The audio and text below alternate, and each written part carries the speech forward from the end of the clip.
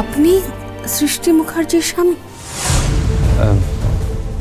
হ্যাঁ, দেখুন আমি একবার সূর্য পানিগ্রাহীর সঙ্গে দেখা করতে চাই, যেমন করে হোক একবার ওনাকে মিট করতে চাই। কেন বলুন তো? আমার বাবুর অর্ধেক জীবন তো আপনার স্ত্রী সৃষ্টি মুখার্জির ধ্বংসের আগুনে জ্বলে পুড়ে ঝালাপালা হয়ে গেছে। এখন যখন সেই ভস্ম থেকে একটু একটু করে আলোর রেখা দেখা দিয়েছে, ঠিক তক্ষুনি আপনারা সকলে মিলে সেই আলোটা নিভিয়ে দেওয়ার জন্য একেবারে উঠে পড়ে লেগেছেন। কেন বলুন তো? কেন? না, আমি চাই না সূর্যর জীবনে সৃষ্টি মুখার্জি বা তার কোনো চেনা জানা লোকের ছায়া পড়ুক। আমি একদম চাই না, একদম না।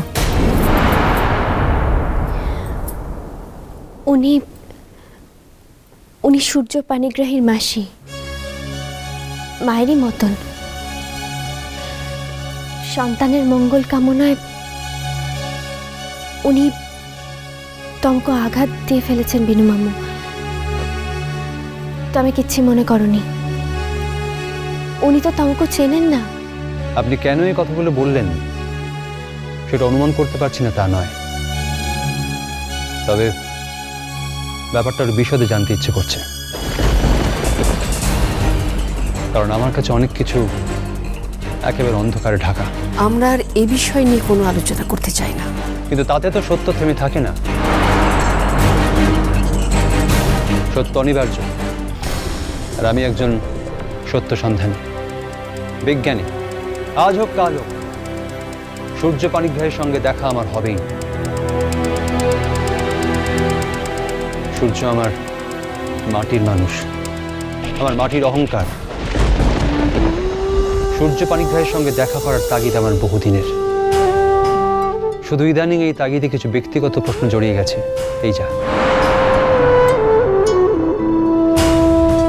আমি এগোতে হব বিনু মামু। সম্ভব হলে অনুষ্ঠানের দিন এসো। সূর্য পানিগ্রাহীর বাড়ির ঠিকানাটা দেওয়া যাবে কাজল? না, আসলে বাবুজির সঙ্গে কথা না বলে, মানে উনি দেখা করতে চাইবেন কিনা তা না। না না, ঠিক আছে ঠিক আছে। অনুষ্ঠানটা কবে? 27 সন্ধ্যাবেলা। আচ্ছা, বলছি যে ফাইনালি একাডেমি ডেটটা পেয়েছিস তো? তেমে কাই কি জানলে যে ওই হলটা নিয়ে অসুবিধা হচ্ছিল? এক বাড়িতে থেকে এইটুকু জানাটা কি অসম্ভব কিছু বলে মনে হচ্ছে? এসো ওই দিন। যাব, নিশ্চয়ই যাব। যেতে তো আমাকে হবেই। কাজল, সূর্য পানিগ্রাহীর কাছে আমার অনেক প্রশ্নের উত্তর লুকিয়ে আছে।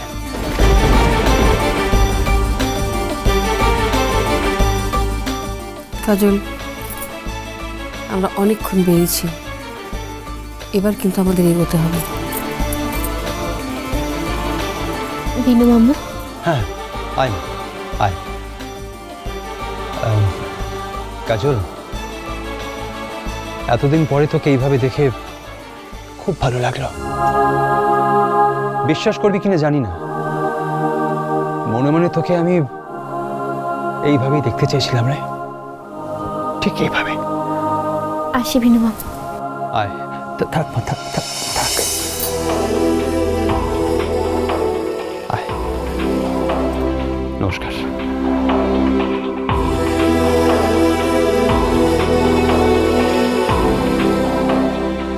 কাজলকে কি সূর্য পানিগ্রাহী তার সন্তানের স্বীকৃতি দিয়েছে?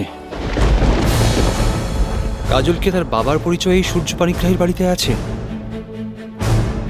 যদি তাই হয় তাহলে সূর্য সেদিন কেন অস্বীকার করেছিল কাজলের পরিচয়? নাকি কাজল যে তার সন্তান এই পরিচয় জানলই না সূর্য পানিগ্রাহী? নাকি উর্বশী মিথ্যে দাবি করেছিল? কোনটা?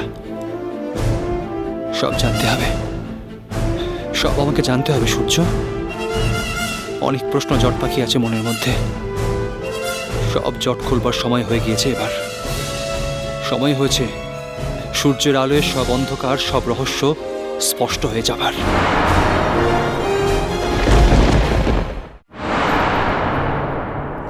ব্যাস, এই দরজা খোলা রয়েছে। এবার আমি হেতা থেকে আর নড়ছিনি বাপু, আর আমি হেতা থেকে নড়ছিনি। আমি আমি আমি আমি আমি হেতাই থাকবো। সেই ছুটকি ধার পাশে কোথাও নেই কো, আমি বাপু এখানেই বসে থাকি। আর আমি আমি কোথাও নড়ছিনি, আমি হেতাই বসবো। হেতাই বসে থাকবো, আর হেতা থেকে আমি তোমার সাথে গল্প করবো। হ্যাঁ হ্যাঁ হ্যাঁ তো স্যার, বলো বলো বলো। হ্যাঁ তো ওইভাবে মাটিতে বসতে আছে নাকি? তোমার তো মাটিতে বসা বারণ, পায়ে লাগে, কত কষ্ট হয় বলো তো তোমার। বাড়ি লক্ষ্মী মেয়ের মতো ঘরে চলে যাও, শোনা মেয়ে, লক্ষ্মী মেয়ে। আমার কথা শোনো, আমি বলেছি আমার কথা শুনলে তোমার কত ভালোবাসবো বলো। যাও ঘরে যাও শোনা। তুমি আমার কাছে কবে আসবে বলো দেখিনি স্যার? হ্যাঁ বলো দেখিনি, কবে আসবে আমার ঘরে? আমি আর একটু ভালো হই, আর একটু সুস্থ হই, তারপর। তুমি তো বাপু এখন অনেক সুস্থ হয়ে গেছো। চলো দেখিনি, চলো না চলো না আমার ঘরে চলো না। আমি কখনো তোমায় ছেড়ে থাকতে পারি? একদমই পারি না তোমায় ছেড়ে থাকতে, আমার কত কষ্ট হয়। চলো না গো, চলো চলো চলো। পারি, আবার ভাইয়ের ঘরের দরজার সামনে এসে বসে আছিস। আজকে একটা চিৎকার চেঁচামেচি হবে দেখিস। উফ, দেখ না, নন্দিনী স্নানে গেছে। স্নান থেকে এসে যখন দেখবে না, আমাদের বলবে কি বলতো, তোমরা দেখতে পারো না? ঠিক বলবে কিন্তু পারি, বলে দিলাম। হ্যাঁ আরে লক্ষ্মী মেয়ে, যাও ঘরে যাও। তুমি তো এখনো দুপুরে খাবার খাওনি, খেয়েছো? আর খেয়েছে, সে কি স্যারকে ছাড়া খাবে? অসুস্থ স্বামীকে ছেড়ে সে খাবে কি করে? কত পাকা পাকা কথা তার।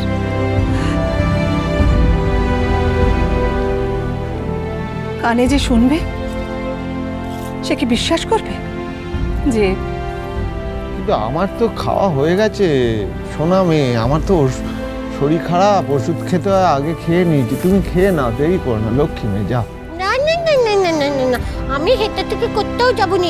যেই মুহূর্তে এখান থেকে সরবো অমনি ওই সুটকি এসে দরজাটা দুম করে বন্ধ করে দেবে। আমি করতেও যাবনি বাবা, আমি হেঁকেই বসে থাকবো, আমি হেঁটেই থাকবো। আমি দেখি না আজকে সে কেমন করে দরজা বন্ধ করতে দিতে পারে। দেখি, মজাটা একবার দেখতে চাই আমি, দেখি দেখাচ্ছি মজা ওকে। হ্যাঁ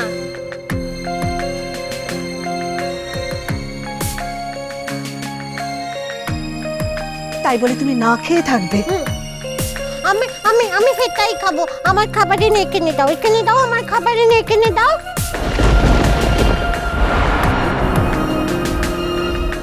ছোট বৌদি, চলো দেখিনি বাপু, অনেক বেলা হয়েছে, তোমার ভাত মেখে রেখেছি, চলো লক্ষ্মী মেয়ের মতো খেয়ে নেবে। যাও দেখিনি বাপু হেটা থেকে। তখন থেকে কথা যেন কারুর কানে যাচ্ছে না। বলছি না আমি এখান থেকে নড়বনি। আজকে সেই সুটকে আসুক না, আমি কিছুতেই দরজা বন্ধ করতে দেবো না। হ্যাঁ, কিছুতেই দরজা বন্ধ করতে দেবো না। পারি, তুমি এমন করলে, এরকম জেদ দেখালে আমি কোনোদিনই ভালো হব না। যাও লক্ষ্মী মেয়ের মতো যাও, ঘরে যাও, গিয়ে খেয়ে নাও। বলছি তো আমি যাবনি। তোমরা দুজনে এখানে সঙ্গের মতন দাঁড়িয়ে দাঁড়িয়ে কি বাদরামি দেখছো?